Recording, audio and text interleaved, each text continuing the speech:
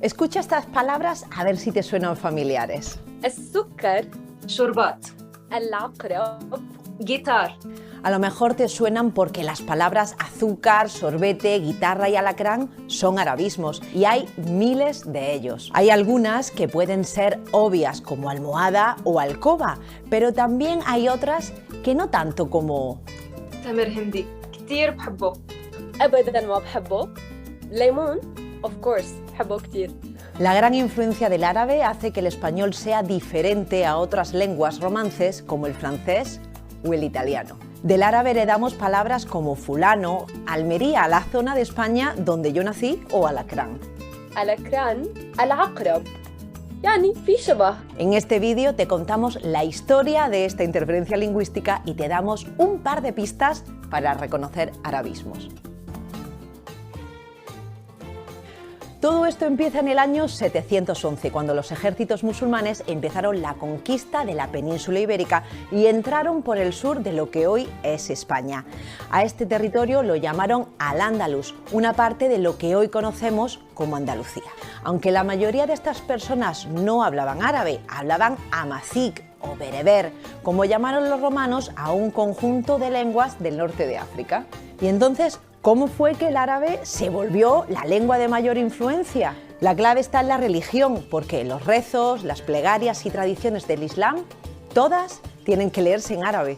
La mayor parte de las élites, la mayor parte de las autoridades de Al-Ándalus eran musulmanas. Esto hacía que el resto de la población tenía que convertirse a esa religión si quería tener, una mejor situación en la sociedad. Así que unos cientos, quizá unos miles de arabófonos lograron arabizar a todas las personas que vivían en esta zona a través de la religión. De hecho, las palabras que usamos para hablar de la religión musulmana, como imán, islam o mezquita, todas tienen sus raíces en el árabe. La influencia musulmana duró hasta 1492, cuando los reinos cristianos conquistaron la península. Pero para ese entonces, la mezcla lingüística de casi 800 años ya estaba hecha, y no solo en el castellano. También hay arabismos en otras lenguas romances que se hablaban y se hablan en estos territorios, como el gallego o el catalán. Historiadores y lingüistas tienen muy claro cuándo comenzó esta mezcla de idiomas, pero no hay un consenso sobre cuánto arabismo hay en el español. Algunos estudios dicen 2.000, otros 4.000. Son difíciles de contar porque hay arabismos que en español se derivan. Por ejemplo, la palabra aceite viene del árabe zait. Pero luego tenemos palabras derivadas como aceitoso, aceitera, que se formaron después de que el arabismo se mezclara con el castellano. Entonces, contamos un arabismo, contamos 3. Lo que sí queda claro es la amplia influencia de esta lengua en el castellano, sin importar las cifras concretas. Y precisamente la palabra cifra es un gran ejemplo. Hoy en día la usamos para hablar de números en general, pero viene de esta palabra en árabe, sifir, que significa cero. La palabra álgebra, por cierto, también es un arabismo. Y aquí te va otro ejemplo. A lo mejor has escuchado el equivalente en árabe del si Dios quiere. إن شاء الله إن شاء الله. إن شاء الله كانت لو شاء الله وبالإسباني ojalá. Además, hay que considerar la influencia de otras lenguas. No solo porque dos palabras suenen similar, quiere decir que nos encontramos con un arabismo. باللغة العربية وبالإسبانية في كلمة موسيقى أو موسيقى اللي هي أساساً من اللغة اللاتينية. كمان كلمة بنطلون يعني تقريباً نفسها تماماً بالعربي بنطلون، ويمكن هي كلمة فرنسية بالأصل.